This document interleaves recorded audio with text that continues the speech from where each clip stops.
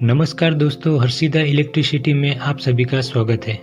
दोस्तों, electrical subject बहुत ही बड़ा सब्जेक्ट है जिसे समझने के लिए कुछ बेसिक तथ्यों या इलेक्ट्रिसिटी के बेसिक स्तर को समझना ज़रूरी है। तो आज के इस वीडियो में हम जानेंगे फ्लो ऑफ इलेक्ट्रिसिटी के कुछ तथ्यों के बारे में। फ्लो ऑफ इलेक्ट्रिसिटी को समझने के लिए हमारे दिमाग में कुछ बेसिक सवालों का होना ज़रूरी है, जैसे कि what is electricity, what is electron, what is electric charge, what is the electric current and what is voltage। इन सभी तथ्यों को हम वन बाय वन समझते हैं, जिससे आप सभी का डाउट क्लियर हो जाएगा। तो चलिए जानते हैं इलेक्ट्रिसिटी के बारे में। हमारा सबसे पहला क्वेश्चन है, व्हाट इज इलेक्ट्रिसिटी। बिजली क्या है? इलेक्ट्रिसिटी एक फ्लो ऑफ नेगेटिव चार्ज है। आसान शब्दों में कहा जाए तो इलेक्ट्रिसिटी एक ऐसी ऊर्जा है जिसकी मदद से लाइट, हीट और पावर को जनरेट किया जा सकता है, और इलेक्ट्रिसिटी के माध्यम से पावर जनरेट करके मशीन चलाकर कोई भी काम करवाया जा सकता है। इलेक्ट्रिसिटी को विस्तार से जानने के लिए इलेक्ट्रॉन को समझना जरूरी है।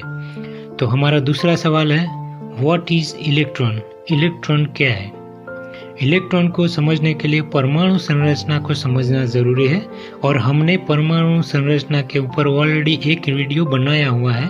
अगर आपने अभी तक उस वीडियो को नहीं देखा है तो देख लीजिएगा, ताकि आपको इलेक्ट्रिसिटी के फ्लो को समझने में आसानी रहेगी।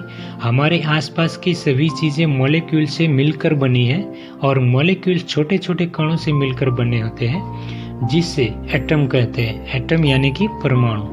एटम को विभाजित करने में 3 प्रकार के कण पाए जाते हैं, जैसे कि इलेक्ट्रॉन, प्रोटॉन और न्यूट्रॉन, जिसमें प्रोटॉन में पॉजिटिव चार्ज रहता है और न्यूट्रॉन में कुछ भी नहीं रहता है, मतलब स्थिर रहता है, जिसका कोई चार्ज नहीं रहता है। प्रोटॉन और न्यूट्रॉन एक न्यूक्लियस में बंधे रहते हैं और उसके ऑर्बिट में इलेक्ट्रॉन चक्कर लगाते रहते हैं, जबकि इलेक्ट्रॉन में नेगेटिव चार्ज रहता है। लेकिन ये इलेक्ट्रॉन अपने ऑर्बिट में ही घूमते रहते हैं। उसके अलावा मेटल के अंदर और भी इलेक्ट्रॉन रहते हैं जो ऑर्बिट के बाहरी स्तर में होते हैं, जिसे फ्री इलेक्ट्रॉन कहते हैं, जो एक रैंडम डायरेक्शन में घूमते रहते हैं, जिसकी घूमने की कोई निश्चित दिशा नहीं होती है, यानी कि इधर उधर घूमते रहते हैं। लेकिन हमारे द्वारा कोई कंडक्टर में वोल्टेज अप्लाई करने पर उन फ्री इलेक्ट्रॉन को एक रेगुलर डायरेक्शन मिल जाती है, यानी कि एक एंड से दूसरे एंड तक पहुंचने की चौकस दिशा मिल जाती है। अब जानते हैं इलेक्ट्रिक चार्ज के बारे में। तो हमारा तीसरा सवाल है, व्हाट इज इलेक्ट्रिक चार्ज। विद्युत आवेश क्या है? आवेश किसी पदार्थ का वह गुण है जिसके कारण पदार्थ में विद्युत एवं चुंबकीय प्रभाव उत्पन्न तथा महसूस किया जा सकता है। किसी भी वस्तु में इलेक्ट्रॉन की अधिकता या कमी होना आवेश को प्रदर्शित करती है। आमतौर पर हमारा सामान्य अनुभव है कि किसी प्लास्टिक के स्केल को बालों से रगड़ने पर मेज पर पड़े छोटे छोटे कागज के टुकड़ों के पास स्केल को ले जाने पर उनमें पैदा हुए आकर्षण बल के कारण कागज के टुकड़े स्केल से चिपक जाते हैं। इस प्रकार दो वस्तुओं को आपस में रगड़ने पर उनमें यह गुण आ जाता है, जिससे वे अपने समीप स्थित हल्की वस्तुओं को आकर्षित करने लगती है, जो विद्युत आवेश यानी कि स्टैटिक चार्ज के उत्पन्न होने के कारण होता है। ऐसे ही इलेक्ट्रिक चार्ज 2 प्रकार के होते हैं, एक पॉजिटिव चार्ज और नेगेटिव चार्ज। पॉजिटिव चार्ज की डेफिनेशन देखें तो किसी परमाणु में प्रोटॉनों की तुलना में इलेक्ट्रॉनों की न्यूनतम संख्या को ही पॉजिटिव चार्ज कहते हैं, यानी कि प्रोटॉन की संख्या ज्यादा रहती है और इलेक्ट्रॉन की संख्या कम रहती है। ठीक उसी प्रकार नेगेटिव चार्ज की डेफिनेशन देखें तो किसी परमाणु में प्रोटॉनों की तुलना में इलेक्ट्रॉनों की अधिकतम संख्या को नेगेटिव चार्ज कहते हैं, यानी कि प्रोटॉनों की संख्या इलेक्ट्रॉनों से कम होती है। हमने आगे इलेक्ट्रॉन थियरी को समझा, उसमें कुछ फ्री इलेक्ट्रॉन के बारे में जाना, जैसे कि किसी कंडक्टर में वोल्टेज अप्लाई करने पर उन फ्री इलेक्ट्रॉन को रेगुलर डायरेक्शन मिलती रहती है। उन रेगुलर डायरेक्शन में चलने वाले इलेक्ट्रॉन के प्रवाह को करंट कहते हैं। तो चलिए इलेक्ट्रिक करंट को हम अच्छे से समझते हैं। हमारा चौथा सवाल है, व्हाट इज इलेक्ट्रिक करंट। विद्युत धारा क्या है? So electric current is the flow of electric charge carriers such as electrons. किसी कंडक्टर के क्रॉस सेक्शन से होकर प्रति यूनिट समय में बहने वाले इलेक्ट्रॉन चार्ज को इलेक्ट्रिक करंट कहते हैं।